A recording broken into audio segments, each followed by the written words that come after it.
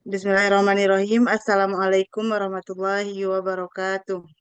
Waalaikumsalam Waalaikumsalam warahmatullahi wabarakatuh. warahmatullahi wabarakatuh. Alhamdulillahirabbil alamin wassalatu wassalamu ala asrofil anbiya'i wal mursalin wa ala alihi washabihi ajmain amma ba'du. Pertama-tama serta yang paling utama marilah kita panjatkan puji berserta syukur kita atas kehadirat Allah Subhanahu wa taala yang mana atas izin beliau kita dapat melaksanakan Zoom seperti yang kita rasakan pada hari ini.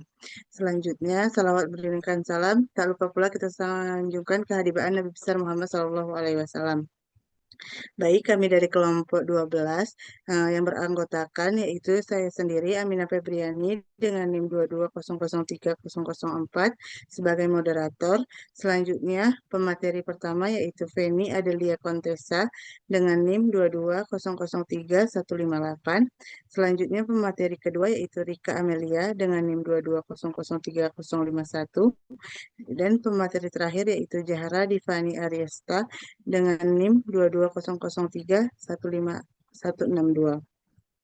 Baik, di sini kami akan mempresentasikan makalah tentang di mata kuliah pendidikan masyarakat yang berjudul Konsep Pendidikan Masyarakat yang diampu oleh Bapak Dr. Muhammad Nasir SPD SOS MPD dan Ibu Fevi Sunarti MPD.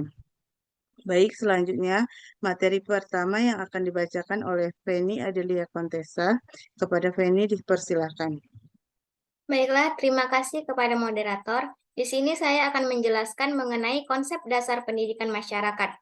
Pendidikan masyarakat berusaha untuk memfasilitasi peserta didik dengan mengembangkan kekuatan mereka sendiri dan sumber daya yang dibutuhkan untuk memecahkan masalah mereka di masyarakat.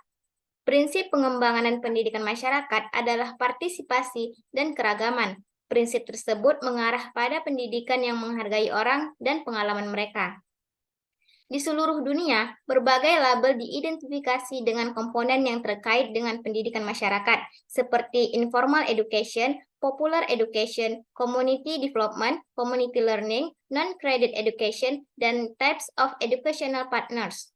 Label yang tepat digunakan biasanya tergantung pada konteks sejarah masing-masing atau pada negara atau wilayah masing-masing. Tetapi ada keterkaitan dan penggabungan tersirat dari apa yang dimaksud dengan istilah masyarakat dan istilah pendidikan dan mempengaruhi fokus pendidikan masyarakat. Dalam konteks global community-based atau agency-specific model yang memiliki 3 komponen dasar. Yang pertama, lifelong learning, belajar sepanjang hayat. Belajar sepanjang hayat tersendiri terdiri dari melaksanakan prinsip pembelajaran sepanjang hayat dan berkelanjutan, menyelenggarakan peluang pembelajaran bagi formal dan informal, menyelenggarakan program dan pelayanan untuk semua masyarakat. Yang kedua, terdapat community involvement atau keterlibatan masyarakat. Keterlibatan masyarakat sendiri terdiri dari menekankan rasa tanggung jawab kewarganegaraan, memberikan kesempatan kepemimpinan untuk anggota masyarakat, termasuk beragam populasi di dalam aspek kehidupan bermasyarakat, dan mendorong prosedur demokrasi dalam mengambil keputusan. Yang ketiga, efficient use of resource atau efisiensi pemanfaatan sumber daya. Terdiri dari memanfaatkan sumber daya fisik, keuangan, dan sumber daya sekolah dan masyarakat untuk memenuhi kebutuhan masyarakat, dan mengurangi duplikasi layanan dan mempromosikan usaha secara kolaboratif. Sekian dari pemahaman mengenai konsep pendidikan masyarakat, saya kembalikan kepada moderator. Terima kasih. Baik, terima kasih kepada Penny. Pemateri selanjutnya yaitu kepada Rika Amelia. Kepada Rika dipersilakan. Baik, terima kasih kepada moderator. Saya akan bacakan materi yang kedua yaitu B, karakteristik pendidikan masyarakat. Karakteristik pendidikan masyarakat dapat dilihat pada proses belajar mengajarnya. Luasnya cakupan pendidikan masyarakat menimbulkan berbagai perspektif terhadap berbagai program yang ada di masyarakat. Untuk lebih memperjelas satu dan jenis pendidikan masyarakat, berikut dijelaskan karakteristik pendidikan masyarakat. Yang pertama dari segi tujuan, jangka pendek dan khusus, bertujuan untuk memahami kebutuhan belajar tertentu yang fungsinya bagi kehidupan masa kini dan masa depan. Yang B, kurang menekankan pentingnya ijazah hasil belajar. Berijazah atau tidak dapat diterapkan langsung dalam kehidupan di lingkungan pekerjaan atau masyarakat.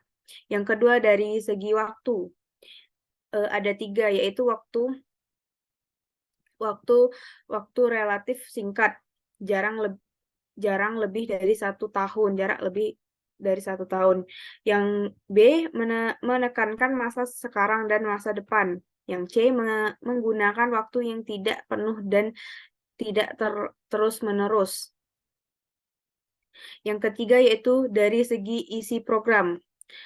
Kurikulum berpusat pada kepentingan peserta didik. Kurikulum bermacam ragam sesuai dengan perbedaan kebutuhan belajar peserta didik potensi daerah pendidik. Yang keempat, dari segi program pembelajaran. Ada A, dipusatkan di lingkungan masyarakat dan lembaga kegiatan belajar mengajar dapat dilakukan di berbagai lingkungan atau satuan pendidikan masyarakat. Yang B, berkaitan dengan kehidupan peserta didik masyarakat pada waktu mengikuti program pendidikan peserta didik, berkomunikasi dengan dunia kehidupan atau bekerja. Yang C, status program yang luas, lebih dan urutan program kegiatan belajar bervariasi. Yang D, berpusat pada peserta didik. Kegiatan belajar dapat menggunakan sumber belajar dari berbagai keahlian dan narasumber. Yang E, penghematan sumber-sumber yang tersedia, memanfaatkan tenaga dan sarana yang terdapat di masyarakat dan lingkungan kerja dalam rangka efisiensi. Kemudian materi selanjutnya yaitu C, ragam pendidikan masyarakat. Yang pertama ada masa pendidikan. Pendidikan massa atau massa education. Pendidikan massa ini ialah suatu kesempatan dari pendidik yang berkaitan pada masyarakat luas dengan tujuan yaitu untuk membantu masyarakat agar mereka memiliki kecakapan dalam hal menulis. Yang kedua, pendidikan orang dewasa, yaitu pendidikan orang dewasa ini adalah suatu pendidikan yang disajikan untuk mempelajari orang dewasa dalam salah satu buku tentang pendidikan luar sekolah menerangkan bahwa pendidikan orang dewasa adalah pendidikan yang diperuntukkan bagi orang-orang yang dewasa dalam lingkungan masyarakat. Yang ketiga yaitu pendidikan peluas atau extension education. Kegiatan ini diselenggarakan pendidikan luar sekolah, ialah meliputi seluruh kegiatan pendidikan baik dilaksanakan di luar sistem pendidikan sekolah, kegiatan pendidikan baik yang dilaksanakan di luar sekolah, yang dilembagakan ataupun yang tidak dilembagakan. Pendidikan luar sekolah dilaksanakan melalui kegiatan belajar mengajar dan pendidikan keluarga merupakan bagian dari jalur pendidikan luar sekolah yang diselenggarakan di dalam lembaga. Mungkin sekian pembacaan materi dari saya. Saya kembalikan ke moderator. Terima kasih. Baik, terima kasih kepada Rika. Pemateri terakhir yaitu kepada Zahra Divani Ariesta. Kepada Zahra dipersilahkan. Baik, terima kasih kepada moderator. Selanjutnya, saya akan membacakan mengenai materi yang keempat, yaitu hasil dan prospek pendidikan masyarakat. Yang pertama, yaitu penilik pendidikan masyarakat. Profesi ini menjadi salah satu jabatan pegawai negeri sipil atau PNS. Dengan tugas utama dari profesi ini adalah memantau dan melakukan pengendalian mutu pendidikan nonformal. Karena statusnya sebagai PNS, gaji yang didapatkan akan sesuai dengan golongan jabatan. Kedua, pegawai Direktorat Jenderal PAUD. Direktorat Jenderal PAUD atau Ditjen PAUD merupakan salah satu direktorat yang ada di Kementerian Pendidikan dan Kebudayaan. 3. Fasilitator PAUD.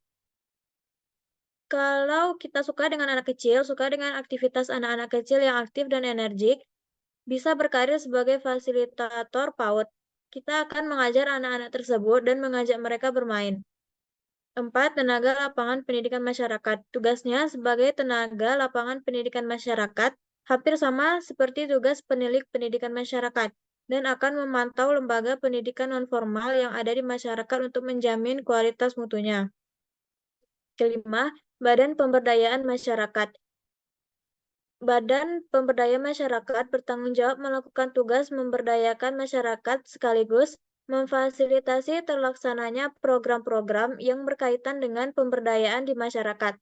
Salah satu program tersebut bisa berkaitan dengan terselenggaranya pendidikan nonformal di masyarakat. 6. Pengelola dan penyelenggara PNFI. Apa itu PNFI? PNFI merupakan singkatan dari pendidikan nonformal dan informal. Untuk menjadi pengelola dan penyelenggara PNFI, bisa bekerja di Dinas Pendidikan setempat dan mengurusi bagian pendidikan nonformal dan informal. 7. Laporan PNFI. Sebagai seorang laboran PNFI, jika profesi sebelumnya bertugas mengelola dan menyelenggarakan PNFI, profesi yang ini menjadikan sebagai seorang laboran atau seseorang yang bekerja di laboratorium. 8. Ditjen Pendidikan Dasar dan Menengah. Direktorat Jenderal Pendidikan Dasar dan Menengah atau Ditjen Dikdasmen merupakan salah satu direktorat yang ada di Kementerian Pendidikan dan Kebudayaan. Ditjen ini khusus menangani urusan pendidikan tingkat dasar seperti SD dan tingkat menengah seperti SMP dan SMA. 9. Lembaga-lembaga ekonomi dan pemberdayaan masyarakat. Bekerja di lembaga-lembaga ekonomi dan pemberdayaan masyarakat, kita bisa bekerja di lembaga swadaya masyarakat atau LSM, atau bisa juga di NGO. Kamu bisa memilih LSM yang aktif mengangkat isu pendidikan. Sekian materi dari saya kembalikan ke moderator. Baik, terima kasih kepada Zahra sebagai pemateri terakhir kami. Kesimpulan dari materi yang kami sampaikan yaitu pendidikan masyarakat bukan hanya tentang memberikan pendidikan di masyarakat, tetapi tentang mempromosikan keadilan sosial. Dari perspektif ini, pendidikan masyarakat dipandang sebagai proses yang mengatasi akar penyebab penindasan dan ketidakadilan dengan memberikan kesempatan kepada peserta didik untuk menganalisis kemunculan mereka dalam situasi yang mereka alami. Pendidikan masyarakat merupakan pendidikan yang sistematis, memandang masyarakat dengan permasalahannya. Tujuan akhir dari pendidikan masyarakat adalah pengembangan diri. Masyarakat dibelajarkan untuk mampu mengenali dan memenuhi kebutuhan setiap orang melalui koordinasi, kolaborasi, dan kolaborasi semua sumber daya masyarakat. Sekian paparan materi dari kelompok kami. Mohon maaf atas segala kesalahan. Saya akhiri dengan wassalamualaikum warahmatullahi wabarakatuh. Waalaikumsalam. Waalaikumsalam warahmatullahi wabarakatuh.